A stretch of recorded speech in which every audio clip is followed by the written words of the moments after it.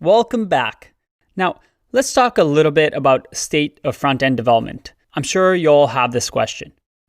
And you've definitely seen these three logos before: Angular, React, and Vue.js. These are the top three frameworks and libraries to build your front-end applications today.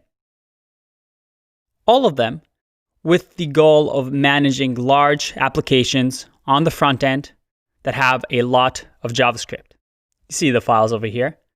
They need to manage that. And they were built to solve that problem. For companies to be able to hire developers and make sure that these developers can work with many, many lines of code in a nice, clean way. Now, there are plenty of articles out there comparing these tools, so you can read that on your own. Because if there's one thing certain in the JavaScript community, is that there is no shortage of these articles. However, I do want to add one thing that a senior developer knows. These libraries and frameworks are just tools. And just like tools, each one of them is perfect for its own specific use case. Now, you'll always find people that say, oh, this library is the best, the other one sucks, I'm Team Angular, I'm Team React, or that they'll never ever build an app using this other library.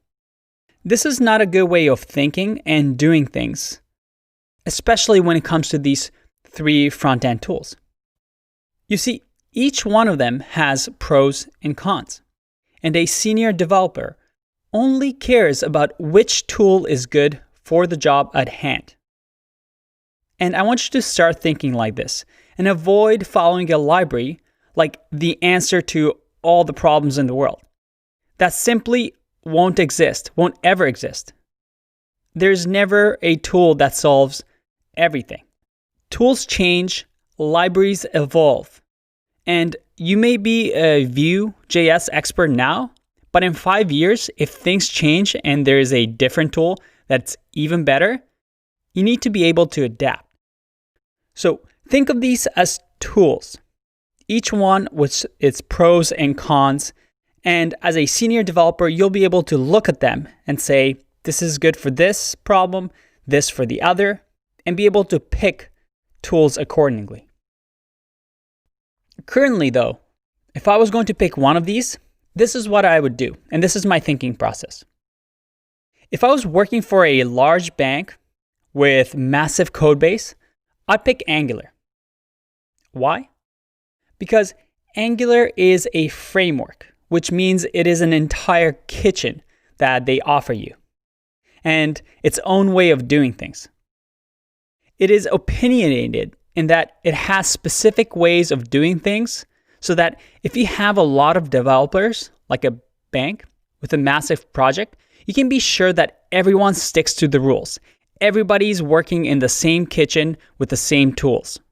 I would pick React if I work for a company with a strong developer team, and that also needs to be flexible and evolve by adding different libraries and tools to the ecosystem. And I can trust developers to build on top of React with all these different tools, something that works for our company, something flexible.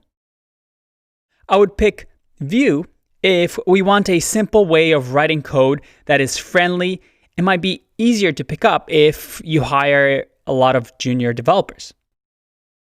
Now, these are just my opinions. But you want to start thinking this way. Think in terms of pros and cons, like I said, and not absolutes where we say, this is the best, this sucks. Senior developers don't do that. For now, though, you should know that React is a clear winner. You can see this graph over here. I know there's tons of graphs out there, but in terms of job opportunities and what you can do with React, it really, really stands above all the others.